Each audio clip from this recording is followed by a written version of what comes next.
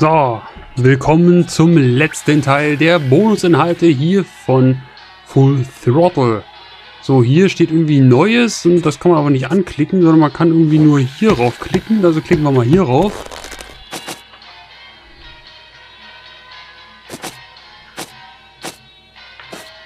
Neues. An.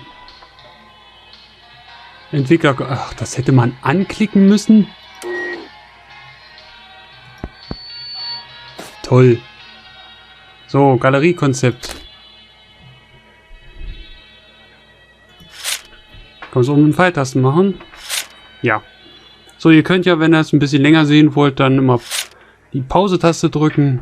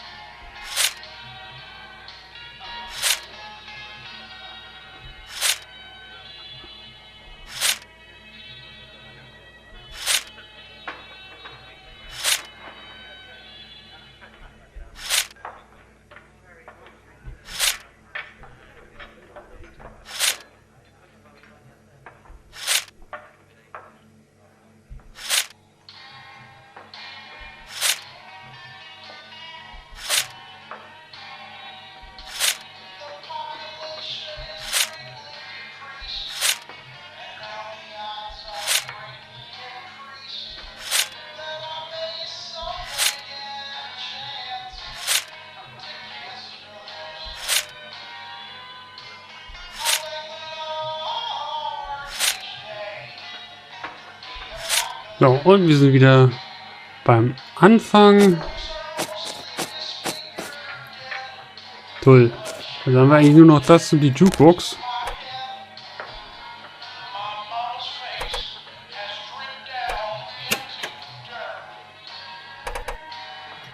Hello everybody, I am Tim Schäfer. I was the project leader on FullThrottle, and welcome to this exciting commentary. I'm Larry Ahern, and I was lead animator. I'm Casey Ackley. I was production manager. I'm Stephen Shaw, and I was the lead programmer. I'm Peter McConnell, and I was the composer. And I'm Clint Bajakian, and lead sound designer. Is there a reason you're not doing it like Drunk History? Would you like a drink? Because we have. Wouldn't that be funny? No, not right now. I think we come up with a lot more stories. Yeah, we'll do that for our YouTube channel. Okay. Drunk game commentary. All right, you guys. So here, there's a puzzle where you kick open the door after this cutscene, right? You kick open the door. Kick open the door was just like a kind of a character setting thing for us. We always talked about how Bernard Bernoulli and Day of the Tentacle, if he had to like get through a locked door and all he had was a bologna sandwich, that he would figure out a way of like putting the mayonnaise on the floor and sliding the bread under and then taking the toothpick and poking the key through the hole and dropping it and then pulling, and that Ben Throttle would just eat the sandwich and kick the door down. And that was like how we were like expressing character through puzzle design in these games. Which is why this game is 2 hours long. It's why it's a little shorter. 40. I remember the dumbest things, like the back of the bar where the dumpster is. I just remember telling Peter Chan to get rid of the ladder. Like he had a ladder there that went up onto the roof, and that was part of the learning. Like you can't put interesting things in adventure games because like the player's going to want to go up that ladder and climb up there, and so he had to paint it out. He was so mad about that. But and I think of this room where we started talking about how did we do a game that stylized. Do you remember this, Larry? Like stylized, like but not a cartoon for kids. Because we didn't want to go quote unquote realistic, but we wanted to do something that was more adult. And remember, you guys talked a lot about Mike Mignola and Hellboy, we're looking at Hellboy and how things disappeared into the blackness a lot. And so you can see in the bar, there's a lot up in the TV and the pipes and stuff. It just kind of disappears into nothingness. So this is our dramatic intro to the game. We want to be super cinematic, and it has the fabulous voice of Roy Conrad, the late great Roy Conrad. And now we're getting into our celebrity voiceover. Anyone know who the celebrity is? Yes. Mark Hamill. Mark Hamill as Ripburger, super evil. He does a great job. He's He amazing. sure does. We knew a little bit that he would do a great job, not just from the Star Wars stuff, but he was already the Joker at this time. He was already the Joker in one of the animated TV series. Wow. So who was Corley? Malcolm Corley was Hamilton Camp. Hamilton Camp, who was also Tim's butt. passed away, unfortunately. There's my what? Oh yeah, you got to go back to that. It's Tim's little little gold butt. Tim. Little gold Tim butt. Oh yeah, Oh, there'll be a glory shot of that later. that was a Charlie Ramos. I remember piece of art. Peter McConnell making fun of me for the destabilizing inner ear condition line. Here goes Ben Throttle. Now this is. Are we using the Rebel Assault engine yet? Oh wait, my nude scene's coming up. Here we Everybody go. cover your eyes. Nobody look. There it is. Oh, there it is, right. The only Decent difference. exposure. Yeah, you're welcome, everybody, for that. And some great Gone Jackals music comes in here. This is still an introduction that I love to watch because it was really different than Day of the Tentacle, which is our last game, where we had a lot of trouble just getting the founding fathers to animate as they jumped out the window when you chopped down when you scared them out of the Constitutional Congress. Moving that many pixels of the screen was impossible, but this time we were using the Rebel Assault engine, which was called what? Smush. Yeah. And Steve, Well, how it's did the Insane Engine. wait, now what? Okay, Right, you tell us what was right, going on The here. Insane Engine, it was the Insane Engine, and Smush was the tool that you created the insane Okay. streams with. So this came about because of the advent of CD-ROMs, which had basically infinite storage compared to what we're used to on the 3.5-inch. Look at these amazing credits. Here comes Steve's. Glory shot. Yeah, nice. Of course. Try getting these today in Call of Duty or what have you. What, opening credits? Yeah. I love opening credits. I guess I feel like they just set the mood. Yeah. And they, Brian Rich. They set the mood and they make you feel like you're going to see something awesome and epic. Absolutely. Plus you get to hear all this awesome music. Live band. So CD-ROMs came out and Myst was a big hit, and then Lucas made Rebel Assault, which was like took 3D rendered trenches, and you could fight TIE fighters in these trenches, right? Right. And then we're like, we'll take that. Yeah, Vince came up with the streaming engine and did really well, and he kept doing improvements on it for Rebel Assault 1, Rebel Assault 2, et cetera, and this got put into here and to do the movies. Yeah, it was mind-boggling at the time because he's like, look, I'm gonna do this thing. It's gonna store the data for one frame, and then the next frame, it's not gonna have the whole frame. It's only gonna have the data that changed. And we're like, what? That's a compression idea that has never been. That's crazy. So it allowed us to like do full screen animation. Yeah. Like this. I remember for Casey, it was Tim Wrangler. Tim Wrangler. But this wasn't. It was Grimm where you were like listed as pre-production. I was the production manager on Full Throttle. Okay. Although I love And the then name of the title producer, I was really disappointed. Wait, who was the producer? Did we have? Well, We Lucas didn't have a didn't producer. have producers. We had a project leader. And actually, when we did have producers, I remember that didn't help so much because it would be somebody that was on like half time or less. It was me and Wayne splitting all the projects down the middle. As producer, you mean? The very beginning, yeah. Tucker can. If we still don't respect producers around here. We still treat them like right. I'm Tim Wrangler now. Good work with that. That's a more prestigious title than producer. And there's the bartender's name is Quahog. I don't know if that comes up ever in the game, but his name was always Quahog, which is like from Moby Dick. It's how Queequeg misspells his own name when he signs into the log of the ship. Okay. Yeah, whenever I would do a for you. search on it, I would always get Queequeg. I'm like, is that supposed to be? Because I remember you saying it was related to that. And then working with the animation team trying to do the high-res versions of all these characters, every time I got an email about it, it was spelled differently. Yeah. It's Quahog. it's Quoog. It's Queeg.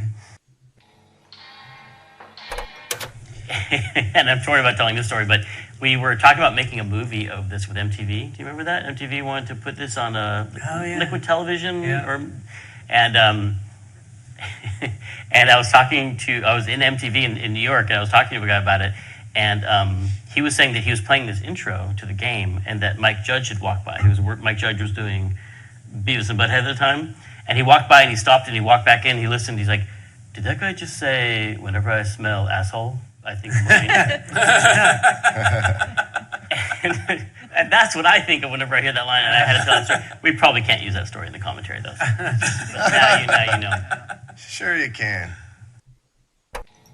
One of the really fun things about sound design for this game is Michael and Peter and I would occasionally have lunch with Gary Rydstrom, who was a sound designer up at Lucasfilm and Skywalker Sound, and he did the sound for Titanic and Jurassic Park and Saving Private Ryan, come on, this was one of the very top sound designers in the world, and just having conversations with him, that's when we decided to really record a lot of the sounds originally, go out in the field with mobile recording rigs and then also combining things creatively. People all talk about it today, but back then it was a little bit new, I think, in the games industry to say, combine the lion roar with the kickstart of the bike, for example. Yeah, this was definitely the first game we did it on, because playing Dot recently, I was like, I think these all came off a CD. I think all the sound effects in Dot, there's a lot of like we from were lucky to even a cartoon sound effects have those. library, and then immediately with Throttle, it's like you started the bees in the jar. Yeah. I always talk about the bees in the jar because I always thought it was so funny that like you got 4 motorcycle sounds out of the 4 different motorcycle tribes, the gangs in the game. You had the bees in the jar that were slowed down a lot for the Rottweilers and sped up a lot for the cavefish. Yeah. And so do you remember the components of like Ben's bike? Well, Ben's, we hired a biker from San Francisco who had a Harley chopper. Very customized. Very not painted. It was all just sort of nickel colored and straight pipes, which basically were like cannons going off every stroke. And there's just so many stories about that whole recording session. We used to set off car alarms in his neighborhood when he drove through it. Set off car alarms. And he was the real deal too. I mean, he had a couple bikes, but he brought that one up to Marin, and we had a whole long recording session. And that ended up being Ben's bike. Wait, I want to hear about how you got the bees in the jar. Oh, I think that was a library That sound. actually was a library sound, but we used a lot of Clint used a lot of Well, I sounds thought you that weren't captured all library the bees. It must have taken all day. Heard a lot. I remember Gary Rydstrom came around and actually looked at the game when we were working on it. That's right. He liked a couple things. Yeah, in fact, he complimented. I had looped a tiger growl and looped it for an element when the bike is just idling, and he goes, "Nice loop." That's one of the things you just. But whatever, I thought there was a donkey bang and a there were all jet engine and a kinds line of roar. things, So those are the other biker gangs, not Ben's Yeah, bike? yeah. In Ben's bike, the main thing was the lion when he kicks it over. The lion roar with the sound of a bike being kicked over. And then the purring. It's not a purr, but it's kind of like a throaty growl of the tiger for when it's just idling. Oh man, dream sequence. I remember this scene was literally tossed together in about an hour. We need something in here after the wreck. You mean lovingly crafted Lovingly, yes. in an hour? Sorry, is that what's supposed to be on the commentary about how much effort was put into these? A lot of it was we had such a tiny team, and we're going, the whole thing will be fully animated. It'll be crazy. Watching this, I'm realizing, like, after Day of the Tentacle, where we had just 3 full-screen animations in the whole game, like, what did we sit down and say, like, hey, this next game is going to be crazy, and we're going to have all these full-screen animations the entire time? Yeah, we said it was going to be a completely cinematic thing. Everything, there's going to be scenes. I don't remember realizing what we were taking on in the beginning. No, we had no Which is idea. probably the special talent I have that lets me do with these games, which is to not think about what this is going to Because entail. we would basically plan out the scene, and about the only thing I remember doing to try to keep it reasonable was saying, if we edit enough, no one shot will have that much animation in it. Just as the animation's getting complicated, cut to another angle, you know. Right. But still, the scene was going to last X amount of frames long. It's like somewhere in there, you're going to have to animate something. Yeah. So we just did a lot of fast-cutting MTV-style stuff, and we kept saying, well, if you cut to a close-up of the face, then not much is moving. I mean, it's kinda like, if you do a Reaction master shots. shot and you have a bunch of people doing stuff in it, that would take forever to animate. Yeah, People yeah. picking up objects, putting them down, lip Yeah. syncing. But if you cut to just someone's eyes moving slightly, it's more dramatic and it is less. Yeah, so it was always like, the guy that's swinging the wrench at the thing that's going to blow up, you'd get him to start to move, and then you'd show the reaction of the guy being surprised. And then you hear boom, and then you cut back and the little wisp is moving. Okay, dann würde ich trotzdem mal sagen, dass wir damit... Achso, so ist das zu sehen. Oh ja. Da haben wir noch einiges vor uns. Würde ich sagen, machen wir dann aber im nächsten Video weiter. Ich bedanke mich an der Stelle fürs Zuschauen. Und hier kommt noch mindestens ein weiteres Bonusvideo. Ihr seht es ja schon, wie viel da jetzt noch kommt. Ich noch nicht, aber ich tippe mal auf Minimum 1, eher 2. Also, bis gleich. Tschüss.